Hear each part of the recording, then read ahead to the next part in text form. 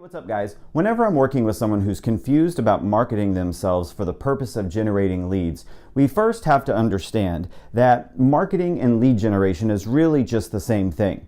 And then the next thing I help them remember is that every piece of marketing is simply an offer that's put into the marketplace to connect with a potential buyer or seller. And then the third thing that we work on is this understanding that making offers takes practice.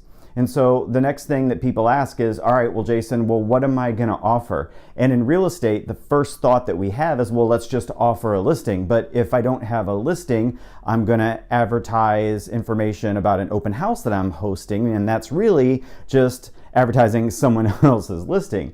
And all that was fine when information was gated behind an MLS. Back then, marketing your services consisted of picking the newspaper and magazine and postcard combination that you would use to advertise information about a listing and then receive calls from interested parties. And to be sure, you can still do those things. It's just that they don't work as well as they used to. They work, just not as well. Now, okay, I'm gonna guess you already knew that, but you might not realize why. You see, the reason is because in every industry, the balance of supply and demand has reversed. And in the past, the supply of real estate information was limited. It was held tightly by real estate agents. So the public, if they wanted that information, had to call a real estate agent. And it worked well until today. Property information is like everywhere. It's all over the place. And if you haven't noticed, there seem to be more realtors than have ever been in the past. And so what has happened is that the supply of information and people to help the public is now exceeding the demand. And so when I started in business, we would use marketing to generate leads by focusing our marketing exclusively on supply, which meant just advertise information about the houses. But today, if you want to expand your sphere of influence and generate new leads, then you need to focus your marketing on the demand side of the equation. And so the way to focus your marketing on the demand side of the equation is to stop hiding behind the listing. Now, the traditional way of marketing, supply side marketing, pretty much happens automatically these days when you put a property in MLS, okay, and then syndication takes over. And then for folks with a little bit of creativity and a little bit of budget, we can, get some drones and do some really cool videos. But of course, all of that is still focused on marketing the individual listing, the information about it, the supply. And so I don't want you to get confused. I'm not saying that there's like a large supply of houses for sale. Like, we're still clearly in a seller's market in most areas.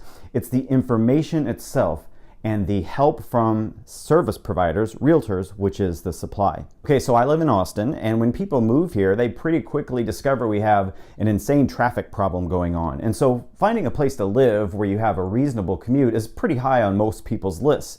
So I have a choice now if I'm in real estate. I could continue status quo and just advertise listings when I get them, or to connect with new people. What if I were to create a list of neighborhoods or a list of areas that offer the most reasonable commutes in Austin? I could create the list and then put it in a simple Word doc that's hosted on Google Drive, or I could go as far as creating a cool infographic out of it. And once I have that information created, I could begin making the offer online through my Facebook page and through paid advertising.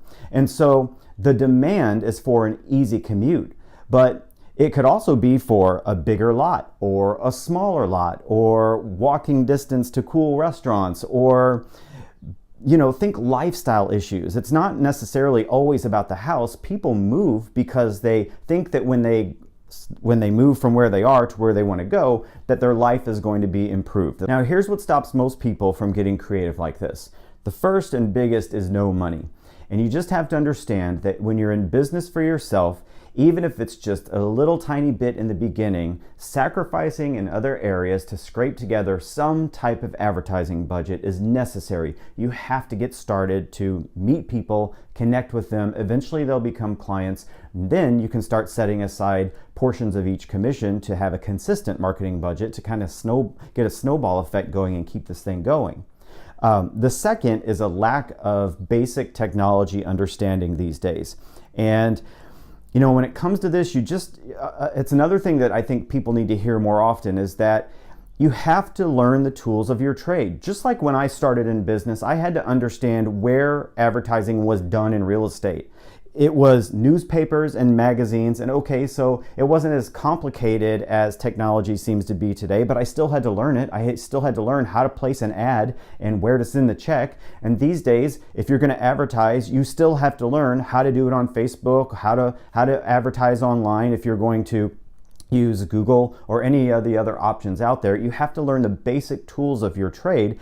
And frankly, I think you should learn them so that when you do start to leverage other people to do it for you, when you're actually not being taken, when you're spending your money wisely by people who actually know what they're doing because you've spent some time doing it yourself first.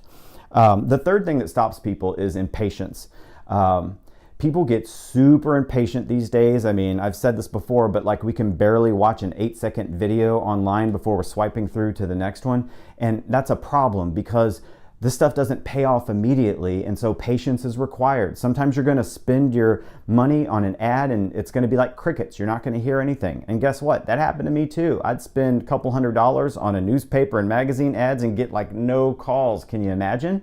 So what did I do? Like pout in the corner and quit? No, you get back up and you try it again. You adjust your ad copy and you try a different subject line. You try a different photo until you find something that gets people to respond. And then lastly is fear of criticism. We didn't have the word haters when I was new in business, but we got it now, and that's maybe the easiest way to say it. Everybody's going to have haters. When you put yourself out there creatively and you start engaging with the world, you automatically open yourself up to criticism. And frankly, if you can't handle that, then you don't belong in this business. So this week, you guys, I want you to come out from behind the listing and I want you to find in your marketplace a lifestyle issue that you can get passionate about. And I want you to create a report or a checklist or an infographic with something that could help a person who's thinking of selling or buying. And I want you to make that offer. Put a little bit of money behind it and have a little bit of patience. And if you can mix that kind of activity in with your phone calls and starting conversations on a daily basis, then you're definitely going to be on your way to a thriving practice. Well, you guys, thanks for watching. I want you to scroll down, hit the like button. Please leave me a comment. Let me know what you thought about today's message. And my name is Jason Edwards, and let's go think bigger this week.